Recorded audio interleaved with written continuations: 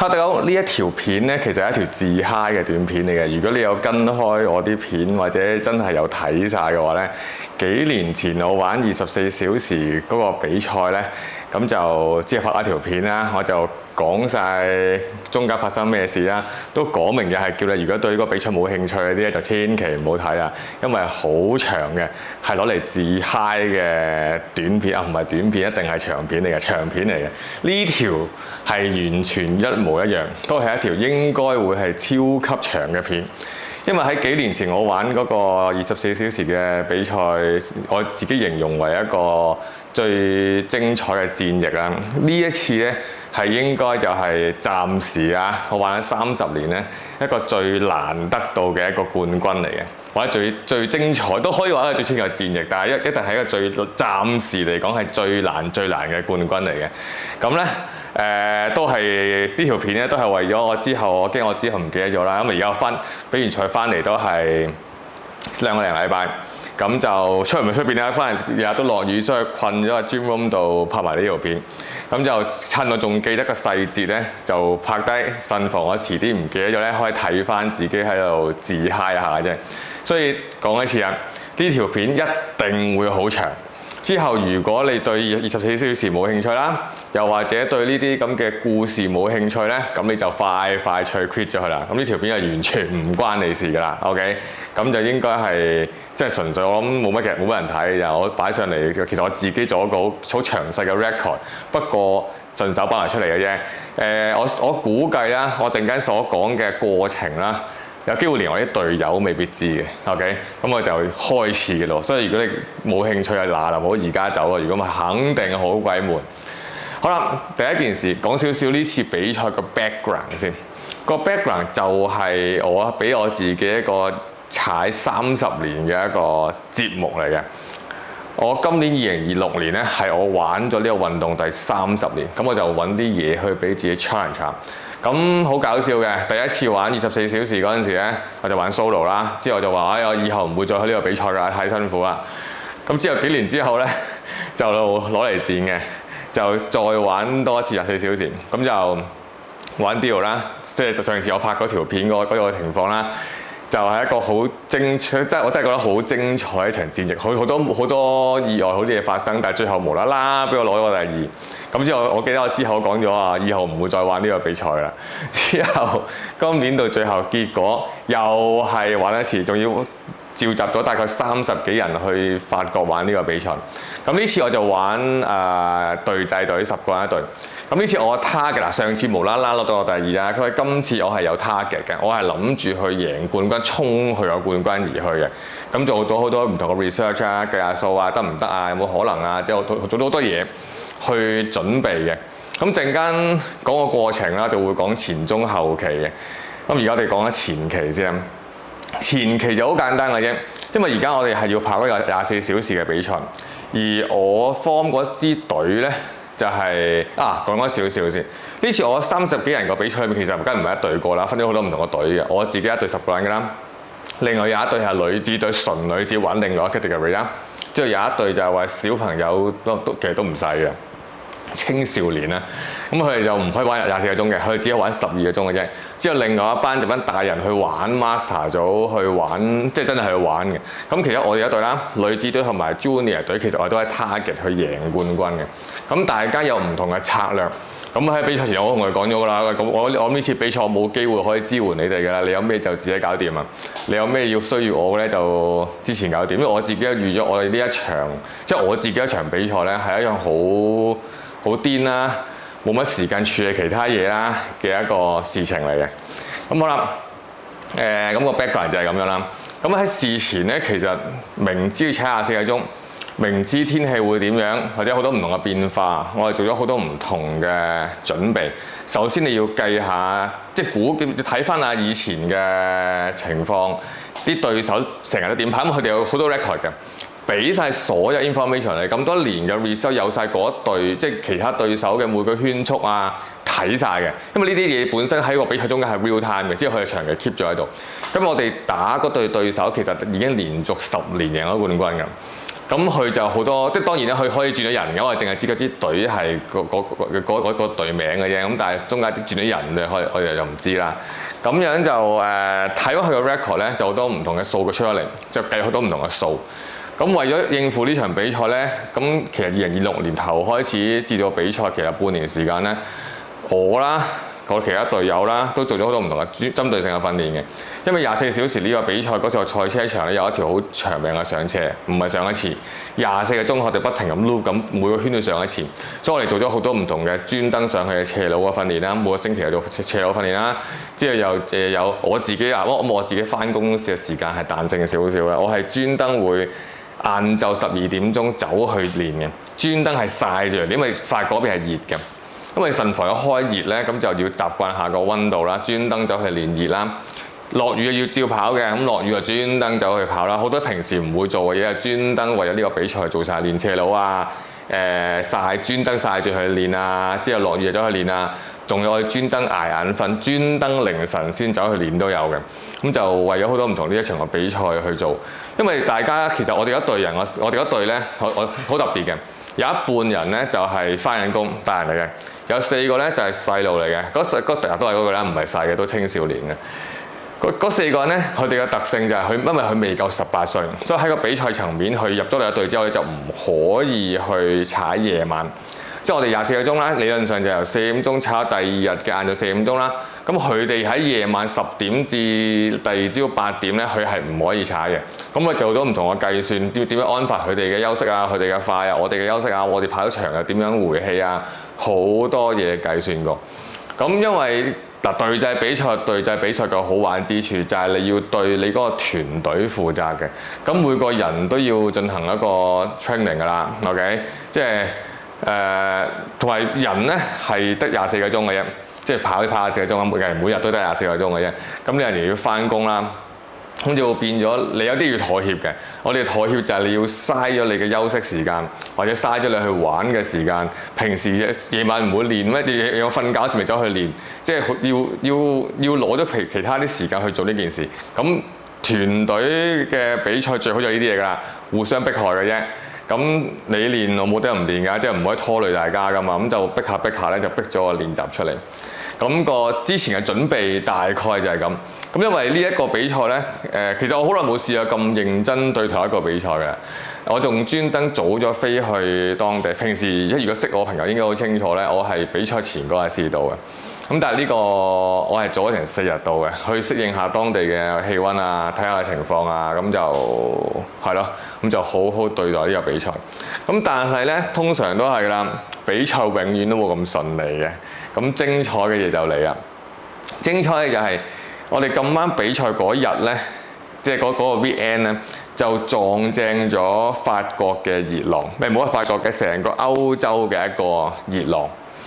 咁樣咧，有機會係冇得賽，因為以前幾年都試過㗎啦。其實佢係因為個場太熱咧，個氣温太熱，個場今日我喺個場地 trap 咗喺度咧，嗰個氣温成50度。當地政府唔俾開賽，係試過嘅。咁仲要嗰次淨係法國啫，但係今次係成個歐洲嗰個 weekend 出咗 notice 話係熱到咩紅色咩嗰啲唔知咩警示嗰啲嘢咧，即係我相信同香港酷熱天氣警告都差唔多嗰啲嘢嚟嘅啫。咁就好誇張嘅，喺法例上直情好多活動係唔俾做嘅。咁大會都有機會話 cancel，咁我哋話大鑊啦，30幾人飛去歐洲，如果冇得賽咁啊點咧？咁但係冇計喎，呢件事我哋控制唔到喎，咁照出發啦，即係嗱我到咗啦，咁嚟緊嗰啲人就照出發啦，咁冇計啊！咁我哋都諗過，如果真係 cancel 咁點咧，都冇，我都唔知點。咁但係好在咧，喺佢哋起飛之後嗰個2個鐘咧，大會出咗 announcement。就話係啊，而家有好多嘢政府係唔俾做嘅，即係其實好多其他運動比賽都係已經 cancel 咗㗎啦。因為有啲譬如 Ironman 啊、有啲鐵人啊、啲其他長距離嘅山賽啊、跑步賽，其實已經係 cancel 咗。因為原來最後睇翻，原來佢哋係根本係唔俾去做呢件事嘅，即係法例嚟嘅。咁啊實在太危險啦，因為當地嗰陣時都唔知死咗幾百人，每個國家死咗幾百人，咁就死咗1000幾人嘅，好似係。咁我哋好在咧，我哋嘅比賽本身係24小時嘅，即係其他比賽如果日頭搞，你冇理由無啦啦搬去夜晚咁唔得噶嘛。咁但係我哋嘅比賽本身係24個鐘嘅，咁個大會就不如話 cut 短佢，就 cut 咗10個鐘去，因為正個法例就係有10個鐘頭係唔俾做呢啲咁嘅戶外活動啊、比賽呢啲咁嘅嘢嘅，佢就 cut 咗佢。佢就由晏晝嘅下先，佢係 cut 咗晏晝一段時間嘅，佢就係 cut 咗晏晝12點至到8點呢個時間，佢就完全唔俾做戶外活動嘅。咁佢就 cut 咗佢，之後再加埋再 cut 多啲準備啊嗰啲時間咧，佢又將24個鐘頭 cut 咗10個鐘，就變成14個鐘頭嘅比賽。咁好啦，佢話冷完之後，起碼個比賽會進行先。咁咧，好多人就心諗：哇，好啊，有得比賽啊！即係我哋啲其他隊友都係啦，好比賽啦，咁就玩啊，仲要跑少咗10個鐘添，就舒服咗好多啦。咁但係其實喺我角度咧，其實呢件事係好大鑊嘅。即係我唔係話有得比賽大鑊啊，而係我係想贏嗰樣嘢係好大件事嘅。因為頭先講過啦，我哋個本身嗰個你唔好話策略，本身我哋嗰個隊嘅結構咧係有4個人咧係唔可以跑夜晚嘅，即使佢係只可以跑日頭啦，簡單啲嚟講。咁但係而家 cut 咗個時間咧，就係 cut 咗佢哋可以跑嘅時間嚟嘅。咁但係咧，其實嗰4個人咧喺我哋個隊嘅層面咧，佢哋係比較快嘅人嚟嘅。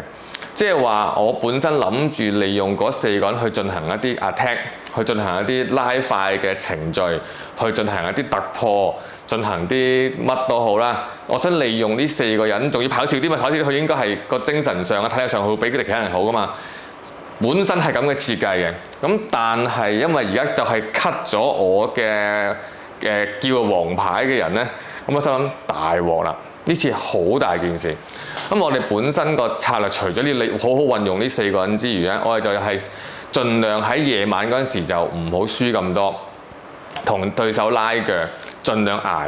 因為對手其實去進行，即係嗰4個人要離出4場啊。簡單啲嚟講啦，嗰4個人本身係可以踩日頭嘅4點鐘開賽至到夜晚10點，之後第二朝咧就8點可以再出翻嚟跑去4點嘅。咁但係所以正常嘅情況咧，佢哋係可以支援到我哋嘅夜晚10點頭嗰6個鐘，我哋係 full team 上陣喺度砌嘅。之後就有10個鐘頭，我哋係單打獨鬥啦。有4個就去咗休息，冇得出場。人哋仲係10個人喺度砌嘅。咁我哋就諗住呢個時間捱啦，同埋人哋都踩一齊6個鐘先開始啦，人人都會攰啦。咁但係而家我一嘢就 cut 咗頭一段。咁我一早已經心知不妙啦，即係如果心水清嗰啲咧就知大鑊嘅。如果淨係計個時間14個鐘到24個鐘跑少10個鐘嗰啲人咧，就覺得好輕鬆嘅。我知大鑊啦，因為人哋喺對手嘅層面，我啲僆仔4個鐘，即係嗰4個要離場嗰陣時候，人哋淨係只係踩咗2個鐘頭啫，根本就未攰嘅。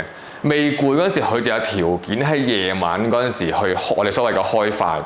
一開快嗰啲，我哋夜晚嗰隊剩翻嘅人就未必頂得住，頂得住都唔知可唔可以頂得咁耐，因為我哋得幾個人啫，我哋少咗人哋4個人嘅，即係接近少咗人一半嘅人數去頂嘅，所以大鑊啦。咁冇嘅，咁就賽係照俾嘅。咁你呢個 rules 改咗。個賽程改咗，我哋都要俾㗎啦，咁就即刻喺現場就去計數啊，點樣搞其咁嘅嘢啦，咁就重新計算過成個比賽流程應該點樣去玩啦。咁即使換句話說，我哋之前所做嘅所有計算、所有嘅計劃、所有嘅出場次序、跑幾多圈已經全部錯晒，因為個賽程嘅賽制唔同咗。我哋所面對嘅嘢唔同咗，之前嗰10年人哋所做嘅策略嘅 reference 全部錯晒，咁冇啦，咁就砌啦 ，OK， 咁就開賽嘅咯。好啦，開賽咧，我而家應該會插啲畫面出嚟嘅，啲畫好過望住我呢度吹水啊。即係如果你仲睇緊嘅話，咁嗰啲畫面全部唔係我拍嘅，我完全呢次為咗比賽咧，我連機都冇帶，掛機都冇去搏命比賽嘅，所以呢啲畫面咧就係其他啲家長啊、credit card 嗰啲偷翻嚟嘅東西嚟嘅 ，OK。咁啦，一開賽一如以往，比賽永遠唔會順利嘅。一開波，我哋就出現咗好大規模嘅失誤。我唔知發生係咩事。嗰4個僆仔其實本身係應該有經驗啦，之前都玩過㗎啦，喺度接過力㗎啦。大鑊嘅情況出現就係接唔到力。好，我哋而家本身嘅層面咧就係每人跑2個圈咁樣接嘅，竟然開頭會接唔到，要跑第3個圈。其實可能大家唔好覺，即係都未玩過唔知啊。呢個場嘅消耗體力其實係好誇張嘅。第1個圈、第2個圈、第3個係不停咁每況愈下，好誇張。踩到第3個圈，基本上你好難可以繼續踩落去。miss 咗接力，焗住之前嗰個人要繼續跑。咁竟然要出現咗幾次 miss 接力，我都唔知發生緊咩事，唔知點解佢唔喺我哋預定嘅接力區，我唔知有咩溝通啊。其實到而家我拍片今日咧，我係諗住同捉翻嗰幾條僆仔出嚟，究竟去問下佢究竟發生緊咩事嘅。可能我唔知佢太緊張好啊，定係咩都好啦。佢連喺我哋嗰個位都唔喺我哋預定嗰個位出現嘅，所以唔知佢搞乜。不過 anyway 咧，比賽就係咁嘅，好多唔同嘅失誤，好多唔同嘅情況你要去處理啊。咁咧最誇張嘅咧，睇下個數據先。一開頭再加埋我哋失誤嘅情況咧，同我之前即係同我見佢改制之後嘅情況個估計係一樣。對方開快，因為人哋本身24個鐘頭，我可以慢慢流嘅，流前鬥後有乜都好啊。佢而家得翻14個鐘，根本佢就唔需要流咁多，佢就開快。咁我哋就知真係大鑊啦。再加埋我哋嘅失誤，咁一開波就不停咁係咁輸，係咁輸，係咁輸。咁講定個時間俾你聽先啦。大概我哋一個圈咧係踩緊8分至9分鐘一個圈嘅。一開波睇下先啊，呢度好啦。一開始嘅時間最誇張，我哋係輸到去6分幾鐘，未到12點。OK， 11點幾，即係我哋由10點鐘先開跑。之後去到11點零鐘就嚟到2個鐘頭嘅時間，即係我哋嗰班黃牌嗰4個人要準備離場嘅時間，我哋係輸到去6分18秒09嘅 ，OK， 即係俾人哋落後，因為呢啲數據係可以攞翻晒嘅，輸咗咁多嘅。咁我哋喺度係咁唔係應該睇錯咗少少嘢，喺佢哋離場嗰陣時候咧。係冇輸咁多嘅，咁我哋一路係咁玩啦，咁佢離咗場之後，我哋就上場啦，咁就不停喺度輸啊，但係我哋不停喺度改策略，想盡量喺有限嘅時間睇下可唔可以追得翻先，因為我哋要喺嗰4個僆仔離場之前，我哋想盡量追翻。如果佢嗰4個僆仲未即係離咗場之後仲係輸咁多咧，咁就好大單嘅。咁咧失誤又嚟啦。其實我又唔好知嗰4個即係咪真係心理壓力太大咧？佢唯有追抽筋喎，即係我心諗你仲要揾人頂喎，即係我心諗而家我哋跑緊唔好話24個鐘，而家係跑緊14個鐘頭嘅比賽，你跑到個幾鐘，咁我哋本身最後嘅設計係頭嗰2個鐘咧，佢哋可以跑嘅情況之下去跑多啲，我哋盡量留翻啲體力臨尾捱嘅。喺佢哋仲頭嗰2個鐘，佢哋喺度 loop 緊嘅情況之下。抽筋要我哋夜晚嗰班人出嚟頂，我而家頂我咪我咯。佢無啦啦叫我出嚟幫手要頂喎，我話咩事啊？14個鐘頭嘅比賽裏邊，你頭嗰1粒鐘抽筋，咁你之後點玩啊？咁真係我都唔知佢搞乜，咁就頂啦，咁就不停咁轉策略，喺度搞嚟搞去，終於開始會可能踩翻順啲咧，個人嘅定啲咧，啲嘢開始順暢翻啲啊！咁到最後已經講過啦，我哋輸到去6分18秒嘅最誇張嗰陣時。咁啦，咁第一個曙光開始出現啦。咁對家都要投噶嘛。咁趁而家咧，我大概講下個情況先。即係而家梗係知啦，到頭嗰陣時就喺要揾啲 information 出嚟啊。我哋嗰幾個人咧，即係我哋嗰隊咧，就有啲人係踩緊7分幾啦，有啲人踩緊8分幾啦，啲人踩緊9分幾嘅。對家咧有一個零舍快嘅可以踩出7分頭，之後3、4個人係可以踩緊7分幾，之後有一啲可以踩緊8分幾，唯獨是有一個零舍去踩緊10分幾，即係有一個人零舍慢嘅。但係除咗嗰個零舍慢嘅人之外，其他尾二嗰個批次嘅人同我哋第3批次嘅人去打咧，其實佢每個人都贏我哋啲人嘅。咁啦，第一個曙光出現係咩咧？佢開始出咗佢一啲慢隊出嚟，因為嗰陣時我哋唔知噶嘛，諗住喂佢係咁取落去，我哋輸到6分幾，點搞啊？頭2個鐘輸到6分幾，你唔使玩噶咯。其實我哋已經可以棄權噶咯。其實，咁個曙光出嚟就係佢開始派啲慢隊出嚟。開始派一慢隊出嚟，佢大概維持咗1個鐘頭，佢就係靠比較慢嘅人喺度不停咁 loop。咁好明顯嗱，比賽係咁噶啦，佢慢啲去 loop，快啲休息，因為始終要休息噶嘛，24個鐘頭接力嘅比賽佢要唞噶嘛。我哋就趁佢呢個慢隊出嚟嗰陣時咧，我哋除咗追翻佢之外咧，我哋仲 overtake 翻佢接近2分零鐘，即係我哋由輸緊6分幾，再去反級去2分59秒，反級係大概3分鐘，即係我哋追翻9分鐘翻嚟。咁計數啦，嗱，因為玩呢啲咁嘅長途賽行隊就係最好咧，就喺度除咗鬥力咧，仲要鬥智嘅。我哋係可以不停咁安排人嘅手嘅變動啦、陣勢嘅變動啦、出場次序啦，甚至乎我哋嘅器材我哋都有轉嘅。因為一開頭我哋本身嘅設計就係唔想咁即腳腕啊啲唔使咁辛苦咧，用慢少少嘅碌，但係冇咁蹬嘅。但係我哋唔得啦，我哋要追啦，我哋一開就要用啲真係癲啲嘅 race gear 去扯，所以好多唔同嘅策略上嘅改變。咁去到hit 翻去3分鐘之後咧，就好明顯咧，人哋個快隊就出翻嚟啦，佢就係咁追翻我哋轉頭啦。咁我哋就嘗試喺呢個過程咧，去揾翻佢個 pattern 出嚟，因為外國人咧就好興嘅，即係佢哋冇咁多變化，佢哋好興，即係可能佢 set 咗，喂，我踩2個圈，你踩2個圈，順次序咁樣去咧，就咁樣去㗎。咁我哋嘗試就揾佢哋嘅 pattern。我哋就估計佢快隊一撈一段時間，中間嘅人撈一段時間，慢隊撈一段時間之後，好快變翻快隊㗎。咁我哋到最後個估計應該係冇乜點錯嘅。佢就慢隊嗰個出完之後，就臨出翻個快隊。咁個快隊係真係好快嘅，因為佢哋如果個紮7分幾，當我同佢扯平，就算我爆盡快去少少，咁但我唔可以不停咁扯㗎嘛。一到我哋8分幾9分嘅人出場咧，就每踩一個圈都會輸成30秒1分鐘嘅，咁就一路咁輸啦，一路咁輸啦，不人追翻輸翻轉頭啦。咁去到最癲嗰陣時咧，我哋係輸到接近7分49秒嘅，就接近係天光嗰陣時候。嗰陣時候基本上我哋係最頹廢嘅，因為人哋個快隊出翻場，我哋估佢轉頭又可能會出翻慢隊，你可以再追。但係等嚟等去都未等到佢個慢隊，去到凌晨嘅5點幾6點鐘，咁我哋心諗大鑊啦！如果佢個慢隊一路唔出嘅話，其實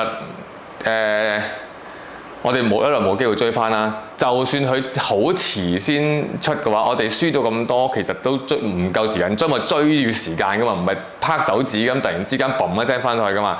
我哋就算每個圈追30秒，你要追9分鐘，你都要追18個圈先追到噶嘛。OK， 所以係要時間嘅，追係要時間嘅。咁我哋一路好似倒水咁，係咁俾人拋嚟，係咁俾人拋嚟，去到凌晨5點幾咧，就輸到7分幾鐘。OK， 接近8分鐘。咁頭先講過，我哋一個圈都係8分鐘，即是話我哋喺最癲嗰陣時候，其實我哋嘅對手已經接近叻我哋一個圈喺我哋後邊嘅啦，已經。咁啦，呢個圈呢個位咧係其中一個好大嘅轉捩點嚟嘅。喺我哋好頹嘅情況之下咧，再加埋好明顯而家唔係我哋一個，我哋唔可以好主動控制嘅情況。好明顯呢個而家嘅個主動權喺人哋度。佢一路唔出慢隊，基本上我哋已經係冇嘢可以做，咁我哋唯有喺度捱。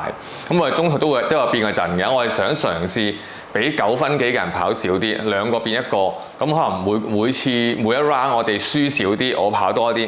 咁但係去到某個位咧，我都開始唔可以跑到7分鐘啦，我速度一跌到落去8分鐘咧，就開始知大鑊啦。如果我繼續咁跑落去咧，咁都冇乜好結果嘅。我就算從佢拉平之後我追唔到啦。咁就開始再變策略啦，喺度拆嚟拆去，直至到頭先所講5點幾鐘咧，佢終於出翻個慢隊，仲要係俾我喺我前面經過見到係最慢嗰個人嚟嘅。咁嗰一刻咧，我即刻再變個陣，我想嘗試就係將所有快嘅人谷埋咗一齊先，臨趁呢個 gap 去追翻佢先。因為5點幾呢個時間係幾關鍵嘅喺我角度，可能大家或者我一隊都唔知發生咩事，可能我話，除咗咁，如果係咁，你追翻之後，人哋又追翻你，之後又冇結果㗎。咁雖然佢嗰陣時冇問啦，咁但係其實我嗰時諗下啲咩咧？如果你5點幾鐘呢度可以喺我哋班快嘅人之前，我哋追得翻嘅話，之後先有條件去打嘅。因為如果我哋喺我哋嗰我啲人係8點鐘可以出翻場嘅嗰4個僆仔。如果我哋8點鐘之前我哋追唔翻，佢哋要用佢哋嘅 full power 同個快追人哋快隊嗰個打咧，其實都唔夠打嘅。再要加埋去嘥體力、嘥時間去追嘅話，其實你只要對家係留少少，臨尾都可以輕取你。因為而家我哋嘅問題就係我哋唔係想跑完嘅比賽啊嘛，我哋要跑贏個比賽啊嘛，所以我就嗰時就去諗，我要好快咁追翻，再加埋嘗試下去逼嗰啲快隊早啲出翻嚟。因為人嘅體力係有限嘅，如果我可以逼到佢嘅快隊早啲出翻嚟，可以喺我班我嗰4個人翻嚟歸隊之前可以出翻嚟去燒佢。OK， 咁就可以有機會比較燒乾佢嘅體力，而我用嗰4個 full power 同你打，咁就有機會有得打啦。咁啊呢一個咧，同我哋之前嘅策略係有少少唔同嘅。之前玩24個鐘，因為個時間上已經幫我燒乾人哋嗰啲對手。等我去到臨尾，我嗰4個可以翻嚟嘅時候，大家同佢有個 attack mode 去砌，呢個本身我哋之前嘅設計嚟嘅。但係而家唔得啦，人哋因為時間 cut 短咗，佢哋有少咗體力消耗，所以我就要用我哋嘅方法去令到佢踩多啲，咁就谷啦。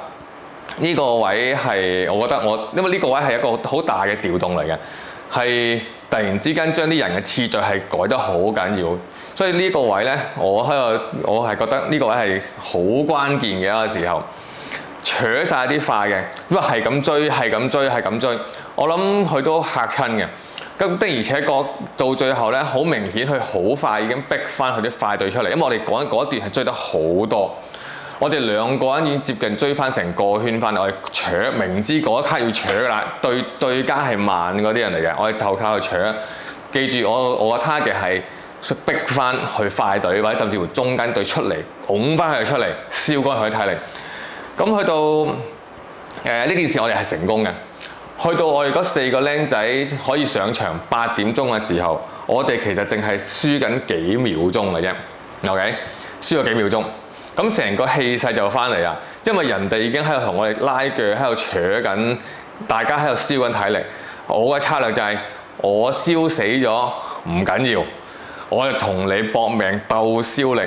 我燒死咗，對家燒死咗，我仲有4個 full power 喺度，因為我哋知有4個 full power，或者對家唔知噶嘛。我可以理解為嗰啲4個我哋嘅秘密武器嚟嘅，突然之間出翻嚟嘅啫。OK， 呢個係我哋嘅策略。仲要佢哋出翻嚟咧，其實係唔需要踩到晏晝4點噶。佢哋因為 cut 短咗啊嘛，我哋係由8點鐘，佢哋先去踩到12點嘅啫，即係佢哋踩4個鐘頭嘅啫。我哋如果佢4個人不停咁 loop， 每個人夾係咁以除開，都係每個人踩1個鐘頭嘅啫，即係踩一隻馬拉松啫嘛。理論上好輕鬆啦，再加埋對家，如果俾我哋燒乾燒正嘅話，冇乜剩㗎嘛，即係玩長途賽就係咁啦，鬥燒鬥捱鬥智鬥力嘅啫。咁我哋呢個策略係成功嘅，因為去到天光嗰陣時咧，睇得出對家個樣已經唔同個樣啦，即係啲動作可以散啊，個樣係你見到佢個疲態嘅，佢哋都開始踩唔翻佢哋之前嗰7分幾8分幾嘅時間出嚟，開始越嚟越慢。咁我哋就越嚟越慢。對家越嚟越慢，咁我心諗我哋嘅策略已經成功咗一半㗎，我仲有4個 full power 嚟。咁啦，去到8點鐘，其實我哋係落後緊幾秒鐘嘅啫。咁我哋係由俾佢接近 lap 喺我哋後邊，即係佢喺我哋後邊出現，直至到而家我哋係追翻變翻我哋喺佢後邊出現。OK， 雖然係同圈啊，見到啦已經。咁去到8點，我哋班老虎一出翻嚟。點解叫老虎？因為佢4個都屬虎嘅，所以呢個噏得好順暢。嗰4個出翻嚟，咁佢哋又啲僆仔不嬲都雄心壯志 ，blah bling bling 咁樣去啦。佢哋一嚟就連續踩咗9個圈7分接近頭嘅時間出嚟，好快。咁基本上呢個心理壓力對於對家嚟講咧，應該好誇張嘅。即係我已經踩到頹廢啦。點解對手突然之間天光之後會爆得咁勁，連續跑9個圈咁快出嚟，仲要7分幾？因為我哋全部人都對住現場有個 live 嘅時間，睇住自己時間，睇住對家時間，所以你係唔需要自己撳時間嘅。喺度睇嘅，呢個大會俾你嘅 information 嚟嘅。哇！喺對家無啦啦爆9個出嚟，仲要 non-stop 喎，連續9圈超快咁取咗出嚟喎。咁喺嗰個時間咧，我哋完美咁 overtake 佢，係咁甩咗佢。咁中間其實出現好多問題嘅，因為始終佢哋可能唔好識控制體力啊。佢哋跑9隻圈之後咧，就開始有少少抽筋啊，又抽筋啊。可能呢啲係年輕人嘅特性嚟啊，唔識得留啦，唔識得控制啦，唔知道你嘅油缸有幾多啦，有力就去啦。OK， 咁就去啦。咁本身我係諗住我哋夜晚個班已經成功頂住夜晚同圈輸得好，仲要追翻，淨係輸幾秒翻嚟，到你哋上場嗰陣時，我哋可以休息食早餐等攞獎啦啩？點知狀況又出嚟，佢哋抽筋啦，跑唔到啦。之後到最後，我哋夜晚有2個人，即係其中一個係我嚟嘅，仲係另外一個隊員啦，仲要落翻場再頂 OK。咁之後再最後有個咁之後再頂啦，咁就係到最後係成功喺最後嗰大概半個鐘頭度啦，就 lap 咗對方 OK。咁其實大家都好 happy， 諗住喂穩定啦、贏硬啦、攞獎啦、冠軍啦。咁其實喺你問我咧，其實我係極度擔心嘅。即係如果喺嗰個時間啲人覺得係贏硬嘅話咧，我覺得佢哋嘅心水超級唔清晰嘅。因為點解咁講咧？因為而家講到而家，我仲未講一個好主要嘅 rules 出嚟，就係呢個比賽 rules 咧，最後嗰15分鐘咧係唔可以接力嘅。OK， 係要由最後一個人跑完最後嗰15分鐘。所以如果你咁啱個時間又控制得唔好，你係可能踩緊最後嗰20幾分鐘係你一個人踩嘅。本身你7分幾個圈啦，咁就乘2 14分啦。如果咁啱接力嗰陣時已經踏入咗15分嗰時，即係 last 15分，即係之前嗰個圈都要計數噶嘛。所以可能你要連續踩緊3個圈嘅時間出嚟嘅，就踩咗成20分鐘出嚟㗎啦。呢個就係我最擔心嘅位置。如果我哋我本身已經安排咗一個人去跑，盡量之前唞耐啲，揾一個可能比較仲有力嘅去完成埋最後3個圈。我話唔使快㗎啦，你完得㗎啦。咁但係個結果咧，同之前嘅情況一樣啦。永遠個安排同個結果咧，即係現實咧係有個距離嘅。就係之前個圈踩得太慢，佢唔可以喺最後15分鐘之前成功接到力。即是話尾3個圈嗰個人要繼續踩埋最後嗰15分鐘，咁就話大鑊啦。如果對家咁啱係一個最快嘅嗰個人，每個圈踩得翻係可能7分幾唔使啊，7分尾咧係有機會追翻嘅。因為我頭先講過，即係開頭我講過啦，我哋踩第3圈其實一個好大件事嘅。加埋我哋嗰啲僆仔未必可以識得控制，去將個體力分散咗3個圈。再今日佢可能佢本身嘅設計係踩完嗰個圈嘅啫嘛。之後接俾下個人嘅，係下個人去負責完成嗰最後2個圈嘅。點知原來佢唔可以接力，最後佢要完成多2個圈，即係話佢本身已經諗住完㗎啦。點知我要最後捱多2個圈，咁嗰陣時就大鑊啦。但係我相信現場好多人都以為佢贏硬嘅，佢只要完咗翻嚟贏硬。但係我心諗其實對家係仲有機會追嘅，但係好明顯對家喺我哋不停咁拋離，即係日頭咁8、9點，我哋扯去嗰段時間咧，係有少少放棄嘅狀態嘅。佢冇做一啲好大嘅調整去嘗試去挽救呢件事，佢再出多咗一次慢嘅。即係如果我係對手嗰隊，而我掌管咗佢哋嗰啲人馬咧，係我哋呢隊未必贏嘅，同埋輸嘅機會幾大嘅。因為佢始終有一個人係好快，佢只要留住嗰個人臨尾嗰3個圈同你玩咧，佢應該係贏嘅。但係佢哋又冇進行呢個咁大嘅調整，或者佢哋唔好習慣呢樣嘢，佢哋 set 咗係咁樣咁，所以佢就冇進行咁嘅調整。我哋就不停咁進行調整去扯啦，咁就到最後係成功贏咗嘅。所以我點解會認為呢一個比賽係最難嘅一個冠軍啊？冠軍就係啦，最難就因為佢變化實在太多。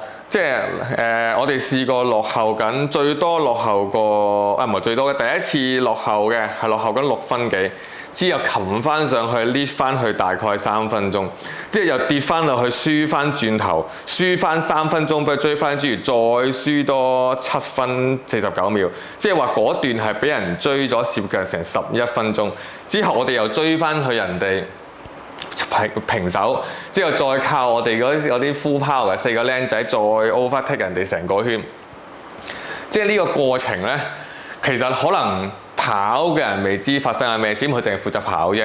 但係諗嘅我啦，或者其他我睇時間分析嘅人係諗咗好多嘢，先到最後決定點樣去變啦。邊個跑多啲，邊個跑少啲，幾時出啲快人，幾時出啲慢人，不停每個圈係 mon 住自己嘅時間，mon 住對手嘅時間，睇緊個 time difference 幾多，追緊幾多，呢次係輸緊幾多，點先可以嘗試下？可唔可以試下輸少啲，好似玩啤牌咁，輸少當贏，留翻之後打，即係好多唔同嘅嘢諗，架撐都不停咁諗，究竟你跑一個圈會用到快啲，但係冇垂咁耐一碌啊？你要跑多啲，用到垂得耐啲，盡量慳翻體力啊！好多唔同嘅嘢去變化，幾時食嘢，幾時回，幾時做啲乜嘢，咁其實好多唔同嘅變化，就係喺嗰14個鐘頭之內不停咁發生緊。不停咁打緊仗，所以話我有機會，我頭先講話有機會，我哋連啲隊友都唔知我哋做咗咁多嘢，因為尤其是有4個啦，佢淨係負責落場跑到抽筋，大嗌揾人頂，咁就有人同佢頂喎，頂完之後回一回，佢又回到，又出去跑完之後又抽筋，抽完筋之後最後贏咗，即係佢可能唔知發生緊咩事，甚至乎我哋有個夜晚嘅隊友，呢個好笑，跑完晒啦，我哋贏咗啦，我諗住上去攞獎，原來去到嗰刻呢。佢都以為我哋係第2嘅啫，我即係話唔係喎，我哋係贏咗嘅喎，即係我哋不停咁變化，佢唔知原來我哋係扯得咁辛苦係贏咗，佢話我哋扯得咁辛苦係完咗啫，呢個好搞笑，所以已經跑到懵晒。所以點解話呢個係最難嘅冠軍，都同埋一個都係一個好精彩嘅情況嚟嘅，就係。即係嗱，而家我可以好大聲咁講話，我哋戰術成功，啲變化成功，鬥智鬥力贏咗啦。因為而家我真係贏咗啊嘛。咁如果到輸咗就唔好咁講啦，係咪？我呢個超級馬後炮就可以瘋狂咁讚自己啲調動係不得了嘅。咁如果輸咗就冇咁講啦。而家可以自嗨下嘅。咁呢個比賽之後呢，咁就係上台攞獎就好過癮啦。喺個台度。仲要新台添，好靚嘅一個新台。上次上台都冇咁靚嗰啲新台。但係呢啲咁嘅嘢之後呢，係要還嘅。咩叫還呢？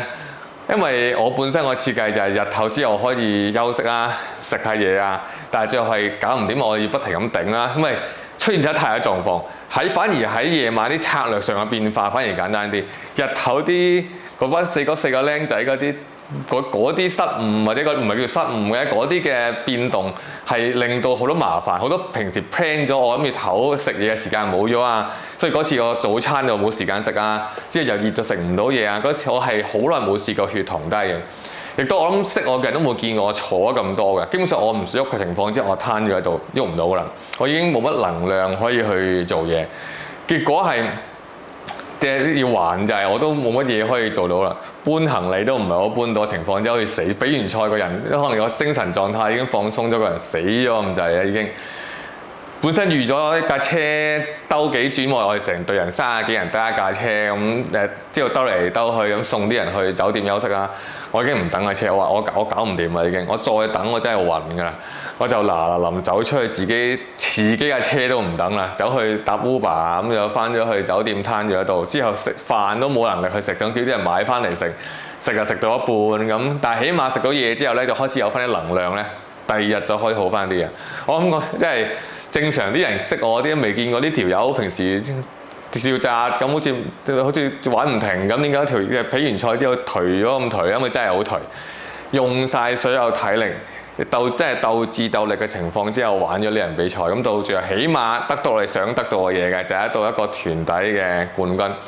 咁除咗即係咁已喺臨尾都講埋啊，我哋除咗我哋呢隊之外呢，頭先講好多隊嘅 Master 隊成功完咗啦，女子嗰隊呢都係成功完咗，仲要加埋佢哋都係冠軍，我哋有2隊冠軍 ，Junior 隊係第2嘅。咁其實 Junior 隊發生咗好多唔同嘅事情嘅，咁就係嗰啲就關於啲大會成績上嘅有隊我唔使喺度講啦，佢係第二嘅，本身係有機會3隊到冠軍，呢個係最好嘅落幕嚟嘅，但係唔係啦，咁啊下次睇下有冇機會再玩啦。女子嗰隊呢，就係比較穩定嘅。佢哋就係喺長期，即係佢冇咁多上落。我哋由輸好多就贏好多，又贏翻，又輸又贏咁樣玩噶嘛。佢哋就比較穩定啊。佢哋一開頭就已經係贏住。咁但係佢哋策略變化就係，佢哋都有一班人係唔可以踩夜晚嘅。佢哋都會贏好多，即係輸翻少少，贏好多，輸翻少少咁樣去跳嚟跳去。但係起碼佢哋嘅策略可以叫成功嘅，就係佢哋一開頭 plan 咗究竟。邊個排日頭，邊個排夜晚，點樣頂嗰啲？即係我唔知佢中間有冇進行變化，我唔得閒理佢。一開波已經同佢講，你自己搞掂，我都唔得閒理你啊！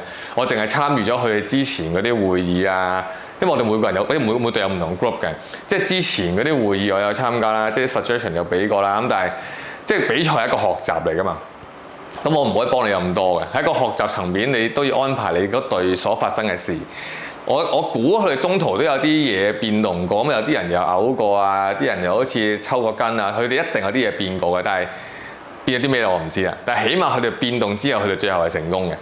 咁 Junior 嗰隊亦都係啦，嗰隊應該係再取得勁啲。佢哋係因為佢哋跑本身由12個鐘，最後變咗跑6個鐘，即係佢本身安排咗12個鐘嘅體力已經係容易處理啲一半啫嘛，再 cut 完日頭之後跑6個鐘啫。咁佢哋5個人跑6個鐘，仲要係再細啲，大家競爭環境冇咁劇烈嘅情況之下，佢取得勁啲嘅。咁到最後佢係輸少少嘅啫，都係輸幾秒鐘嘅事情嚟，真係所以爭啲。咁但係係咯，咁比賽就係咁啦，有贏有輸，咁下次就再砌過啦。咁好啦，咁呢條片呢，就應該係差唔多去到啦。所以點解開頭話如果你對24冇興趣或者呢啲比賽咁精彩環節嘅嘢冇興趣呢，你就唔好睇呢。即係如果睇到呢度呢，你應該都對呢啲咁嘅故事有啲興趣。如果唔係冇可能睇到呢度嘅。所以呢條係一條自嗨嘅短片。其實我頭先所講嘅已經係好表面上嘅東西嚟嘅。我只不過係想趁呢咁表面上嘅東西，如果到唔知幾多若干年後，我睇翻可以勾翻起我喺中途發生嘅事啲 memories。咁我冇可能將全部嘢拍條片講翻出嚟，大朗啦。咁但係點解我唔用文字去寫咧？文字一定冇可能可以表達到呢個咁精彩起伏嘅情況嘅，加埋我啲文筆啦。咁拍條片會好啲，咁但係都冇，唔會可以好精彩，因為你喺現場，即係如果你唔係盲跑，你喺現場知道發生咩事嘅話咧，係好誇張嘅。OK，咁但係唔知嘅人就唔知啦，知嘅人我相信你睇完呢條片之後咧，係應該有啲 impact 嘅，你可以勾翻晒你當時比賽發生嘅事嘅情況出嚟嘅。最正就係我哋改策略，睇住人做乜，我哋睇住佢嚟打。擺明我哋唔夠人快，擺明唔夠人好力，我哋就同你計數，就同你變 plan， 同你喺度打場好精彩嘅戰役出嚟。上次精彩嘅戰役，今次係最難精彩嘅冠軍。OK， 唔知下次有啲乜嘢身痕或者再變態啲嘅嘢。OK， 咁嗱條片就去到呢度，拜拜。